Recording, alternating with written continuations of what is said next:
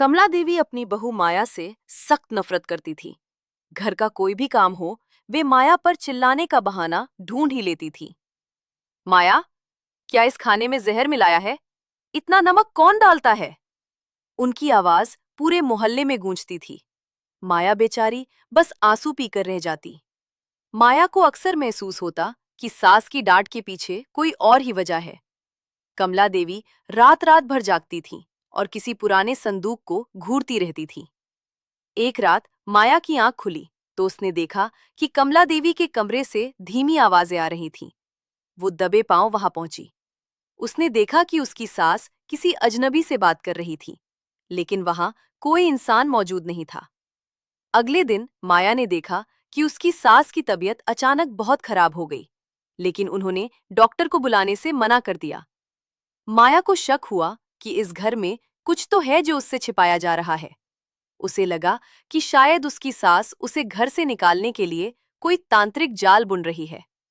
एक दोपहर जब कमला देवी सो रही थी, माया ने हिम्मत करके वो पुराना संदूक खोल दिया। संदूक के अंदर कुछ पुरानी चिट्ठियां और एक अधजली तस्वीर थी। तस्वीर में कमला देवी के साथ एक छोटी बच्ची थी, जिसके गले में वही लॉकेट था जो आज माया ने पहन रखा था। तभी पीछे से कमला देवी की आवाज आई, देख लिया तुमने? माया डर के मारे कांपने लगी। माँ जी, ये क्या है? आप मुझे इतना परेशान क्यों करती हैं? सच का खुलासा और प्यार की शुरुआत। कमला देवी की आंखों में आंसू आ गए। उन्होंने लड़खड़ाती आवाज में कहा, माया, तुम मेरी सगी बेटी जैसी दिखती हो, जिसे मैंने बरसों पहले खो दिया था। तुम्हें देखकर मुझे उसकी याद आती थी और मैं खुद को संभाल नहीं पाती थी। मैं तुमसे नफरत नहीं करती थी, बल्कि मैं अपने दुख से लड़ रही थी।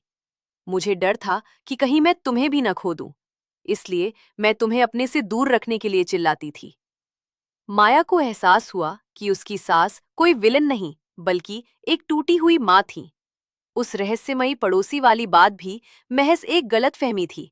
दरअसल वो एक डॉक्टर था, जिसे कमला देवी ने अपनी बढ़ती बीमारी को छिपाने के लिए गुपचुप तरीके से बुलाया था, ताकि माया परेशान न हो। माया ने अपनी सास का हाथ थामा और कहा, माँ जी, आपने जो खोया उसे तो मैं वापस नहीं ला सकती, लेकिन अब से मैं आपकी बहू नहीं, आपकी बेटी बनकर रहूंगी। उस दिन के बाद घर का माहौल पूरी तरह बदल गया। जो सास कल तक पानी के लिए चिल्लाती थी, आज वो माया के लिए खुद चाय बनाकर लाती है।